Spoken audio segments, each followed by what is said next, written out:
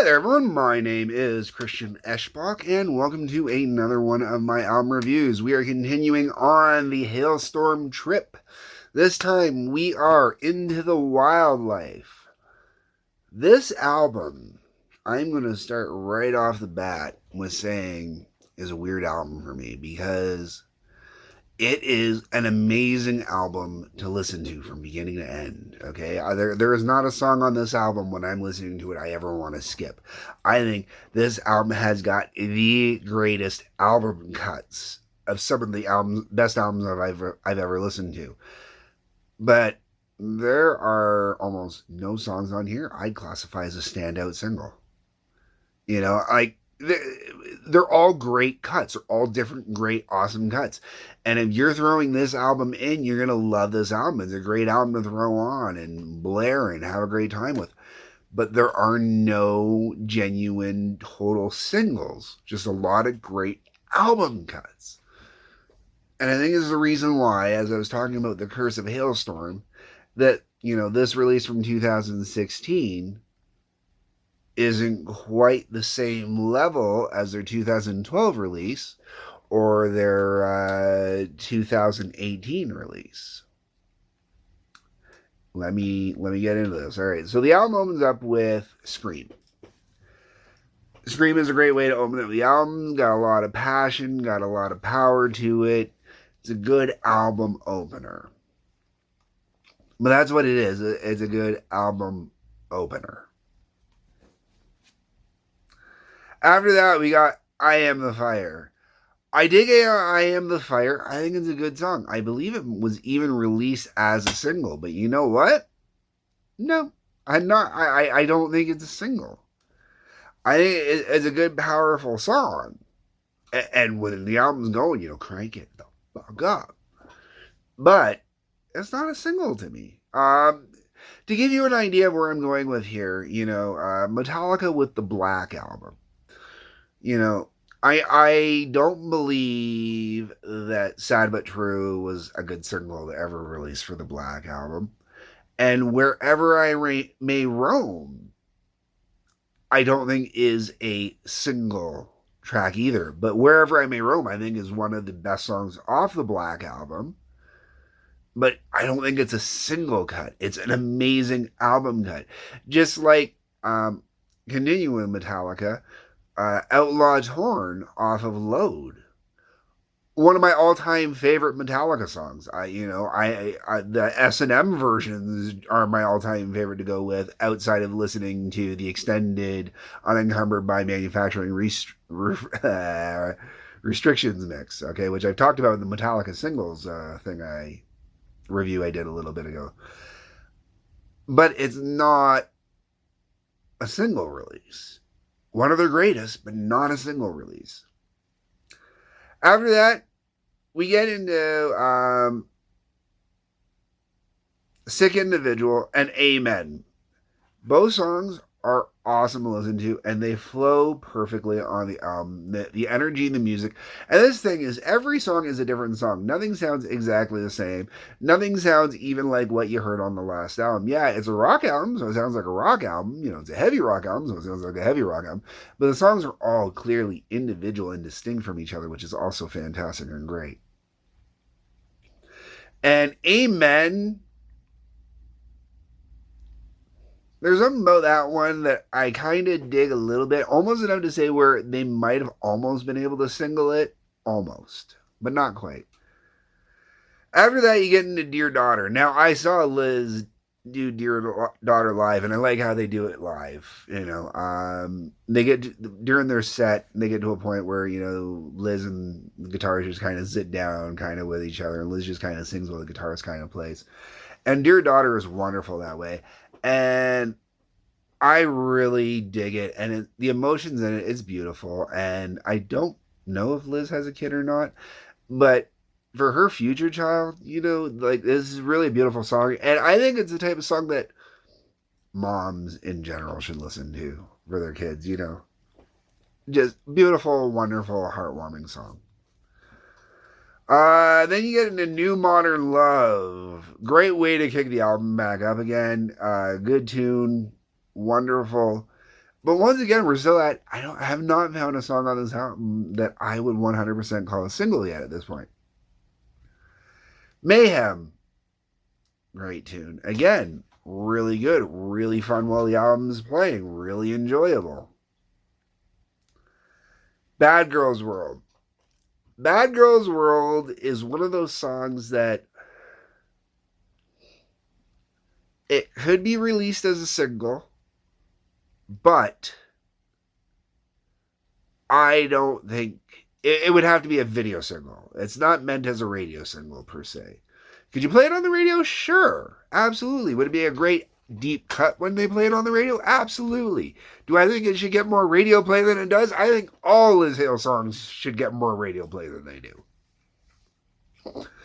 But it is definitely a chick song, and that is the one kind of drawback for it for me. All right.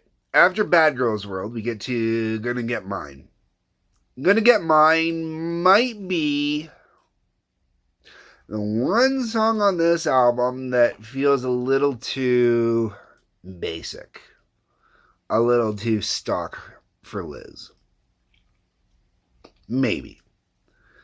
The Reckoning is probably the only song on the album where I don't mind it, but it's not a song that I overly care about. It's probably the only song on the album I don't overly care about. Apocalyptic, great vibe on it, great energy, really totally get into it. It's very basic in a lot of ways. You know, there really is nothing overly crazy or special about it. But for this point in the album, it's the right energy at the right time, and it really gives a great vibe. Then we get into What Sober Couldn't Say. Oh, this song is beautiful. This is one of the few slower songs she does. Usually when she does a slower song, I enjoy them and I dig them and I get into it because they're not ballady per se, you know, like they're tender songs but not ballad songs, and they're not tender lovey-dovey, they're just, you know, heartwarming kind of tender. What Sober Couldn't Say is the first time that Liz does a song that I really feel is kind of almost ballad-esque. And normally I really shy away from ballads, but What Sober Couldn't Say is beautiful. And I think What Sober Couldn't Say is one of those songs that's high school dance kind of beautiful. You know, you get the, you know, or the mirror ball going, or, you know, if it, roller rinks, you know, couple skating at a roller rink, that kind of thing. It's a great after breakup almost kind of song as well. It's just really beautiful. I love it. And I really dig it and, you know, go with it. Then the album finishes off with I Like It Heavy. Oh, killer way to end this album. Best way to end this album. There is no better song to end this album with. Oh my God.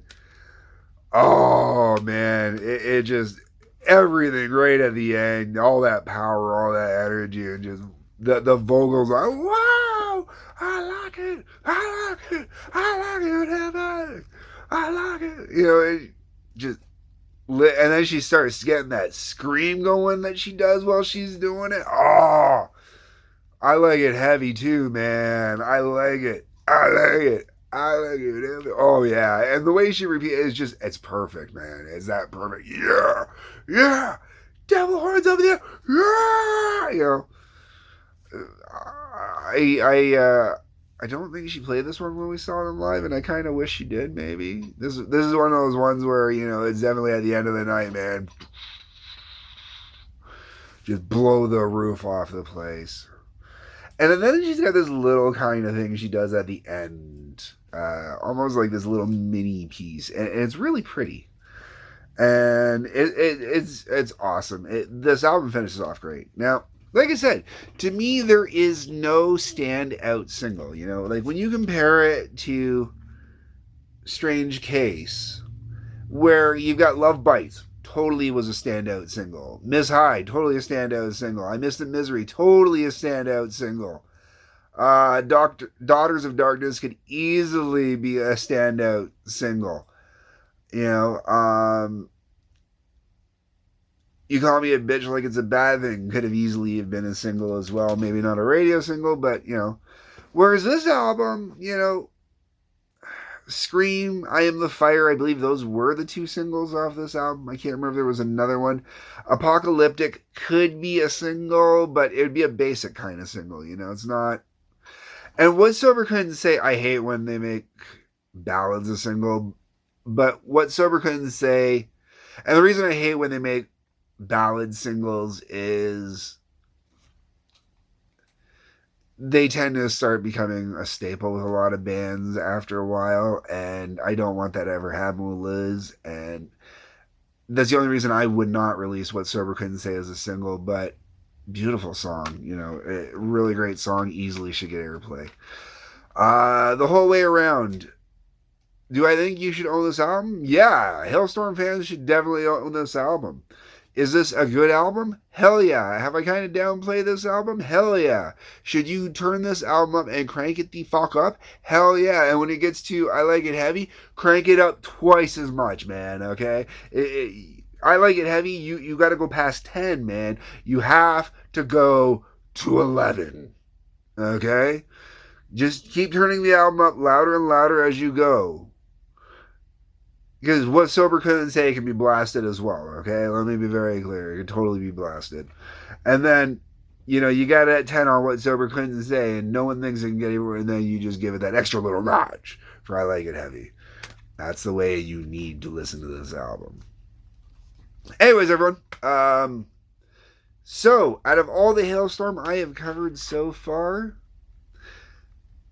it's either going to be Strange Case or Vicious are going to be my choice for what my favorite album would still be. It's that every other album kind of thing. But we don't know if I haven't given the new album quite enough of a listen yet. This is being recorded a little bit in advance before me giving. I've listened to it a few times, but not enough to give spoilers on what my views are. Anyways, comment section below. That's what that's for.